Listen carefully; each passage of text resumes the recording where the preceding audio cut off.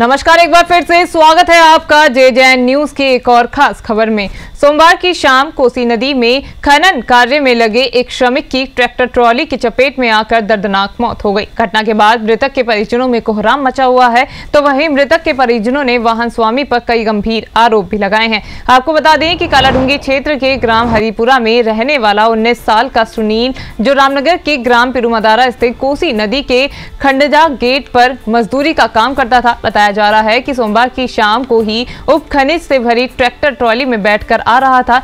इसी बीच वो वाहन से अचानक नीचे गिर गया और ट्रॉली की चपेट में आने से उसकी दर्दनाक मौत हो गई, जिसके बाद से मृतक के परिजनों में और ग्रामीणों में कोहराम मचा हुआ है। साथ ही ग्रामीणों ने वाहन स्वामी पर आरोप लगाते हुए कहा कि घटना के बाद वाहन स्वामी ने मृतक के शव को एम्बुलेंस वाहन से उसके घर पहुंचा दिया और घटना की सूचना न तो पुलिस को दी और न ही परिजनों को। वहीं शव घर पर पहुंचने के बाद परिजनों को जानकारी मिली, जिसके बाद परिजनों ने मृतक के शव को रामनगर के सरकारी अस्पताल पहुंचाकर घटना की जानकारी पुलिस को दी। फिलहाल परिजनों ने पुलिस प्रशासन से इस मामले में वाहन स्वामी के खिलाफ कार्रवाई की मांग की है। मैं रोडवेज में परिचालक के पद पर कार्यरत हूं। रामनगर डिपो में मैं अपनी ड्यूटी करके घर पे था और 5 साढ़े 5 बजे करीब सूचना मिली।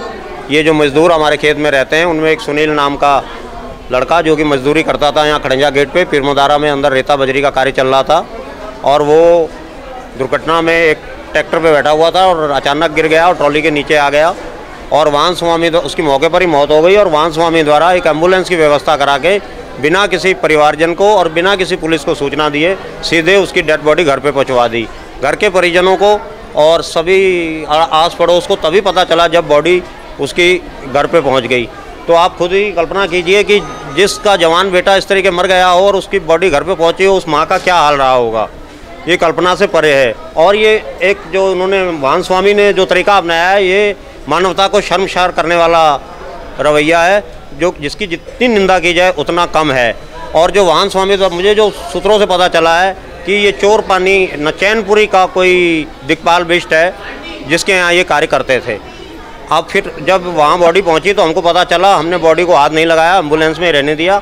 112 पर सूचना दी और लोकल पुलिस आई और लोकल पुलिस द्वारा बॉडी फिर यहाँ रामनगर हॉस्पिटल पहुंचाई गई। इस समय बॉडी जो है यहाँ मोर्चरी में रखी हुई है और उसके PM और पंचनामा की प्रक्रिया आगे चलेगी। अब आप क्या कार्रवाई चाहते हैं वाहन स्वामी के खिलाफ? हम वाहन स्वामी के खिलाफ कानूनी कार्रवाई चाहते हैं, हम उसके खिलाफ तहरीर देंगे, लेकिन पहले हम इसका PM करवा के इसकी क्रियाक्रम करेंगे, उसके बाद ही अगली कार्रवाई की जाएगी। नगर में सोमवार की देर रात ट्रैक्टर ट्राली में खनन से भरी जो ट्रैक्टर ट्राली थी उसकी चपेट में आकर एक 19 वर्षीय श्रमिक की दर्दनाक मौत हो गई। घटना के बाद मृतक के परिजनों में जहां को कोहराम मचा हुआ है, तो वहीं मृतक के परिजनों ने वाहन स्वामी पर गंभीर आरोप लगाते हुए उसके खिलाफ भी पुलिस प्रशासन से कार्रवाई करने की मांग की है। बताया जाता है कि कालाडूंगी क्षेत्र के ग्राम हरिपुरा निवासी जो 19 वर्षीय सुनील नाम का युवक था, वो पिरुमदारा में कोसी नदी में खंडजा गेट पर खनन कार्य में मजदूरी का कार्य करता था और सोमवार की शाम वो खनन से भरी ट्रैक्टर ट्रॉली में आ रहा था। इसी बीच अचानक ट्रैक्टर ट्रॉली से अनियंत्रित जो तेज बता रहे हैं कि ओवरलोड थी, जो परिजनों का कहना है, उसमें छटक कर वो